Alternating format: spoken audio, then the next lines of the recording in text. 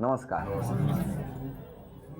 सगळे बोलायला एकदम उत्सुक आहेत हो ना. बाबांपासून सुरुवात करतो. बाबा, मुलाने लग्नानंतर कुठली काळजी घ्यायची?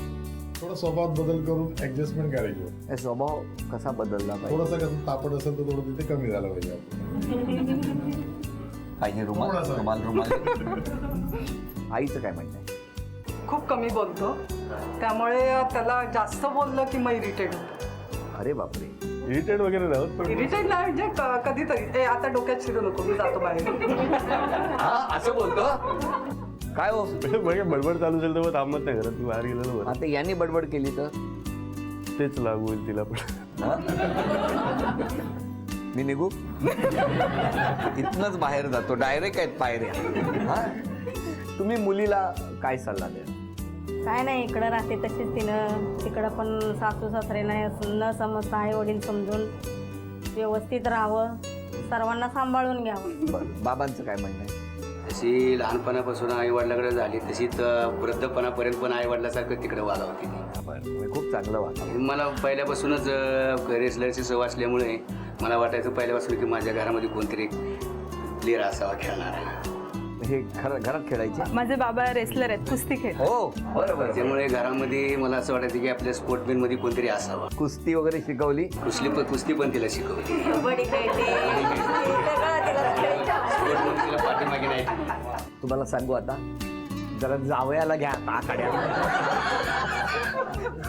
लाल माती वगैरे करून लग्न झालं जानेवारीत का फेब्रुवारीत घ्या आखाड्यात. काय हो, कळलं ना? शुभेच्छा आहेत तुम्हाला. बरं, अजून पुढे द्या. मी काका आहे नीलमचा. बोला. नीलम डॅशिंग जरी असली तरी खूप प्रेमळ आहे आणि हुशार आहे. तिच्याबद्दल बोलताना म्हणजे दुसऱ्याला असं होतं की डॅशिंग असल्यावर ती एकदम खडूस, असं तसं काय नाही. तिचा स्वभाव असा प्रेमळ आहे, सगळ्यांना समजून घेणारी आहे. जी काकी भरपूर प्रेमळ आहे ती. तिला राग येतो लवकर, पण निवडल्यावर सॉरी बोलून व्यवस्थित राहते. आणि तिकडे सासरी गेल्यावर पण तिने तसंच राहावं, जास्त राग घेऊ नये डोक्यात. नाही घेणार, काळजी करू नका. अजून कोण कोण बोलणार? घ्या. नणंदबाई. जसं मम्मी म्हणते की तो इरिटेट होतो, तो कमी बोलतो, तर तो इरिटेट नाही होत. त्याचं असं आहे की शब्दाला शब्द लागले की वाद वाढतात, त्याच्यापेक्षा शब्द तिथेच थांबवलेला बरा, वाद कधीच होत नाही. कळलं? शांत आहे तो बरा आहे.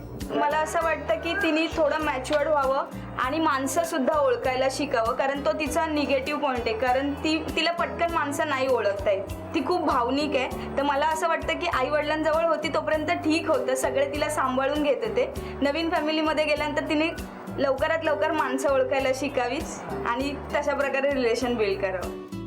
मी नीलमचा मित्र आहे. नीलमचा एक स्वभाव म्हणजे सांगायचं झालं तर डॅशिंगपणा. कधी काय कोणती गोष्ट करायची असेल तर फोन करणार, पट्टी आपल्याला इकडे जायचंय. तिचं नाव पट्टी आहे. पट्टी ठेवलंय तिच्या आवडत्या नावाने, तसं तिचं नाव नीलम. एक मिनिट, ह्यांचं काय नाव तसं? नीलम्मा मी ठेवलंय ऍक्च्युली. नीलम्मा. एक मिनिट, अजून कोणाकोणाची काय काय नावं ठेवली? म्हणजे जसं हे पट्टी आहे, ती पल्लवी माझी बेस्ट फ्रेंड आहे, ती डार्लिंग आहे माझी, म्हणजे जास्त वेळ मी तिच्यासोबत स्पेंड करते. डार्लिंग. हा. अच्छा. अजून हिचं नाव कोंबड्या ठेवलंय. कोंबड्या. घर आहे का पोल्ट्री आहे तुमची? अजून बाबांना तर नॉर्मली असं जे आवडेल ते पॉप्स. बरं, अजून जरा कळू तर ते काय काय आहे. सासूबाई, रुमाल देऊ. आता सासरचे प्रतीक्षा येत आहेत की लग्नानंतर प्रत्येकाच्या नावासमोर काय लागणार आहे. बरं, असं विचारू नये, पण खाजगीत ह्यांना काय म्हणतात? आहो. थोडक्यात भागवलं.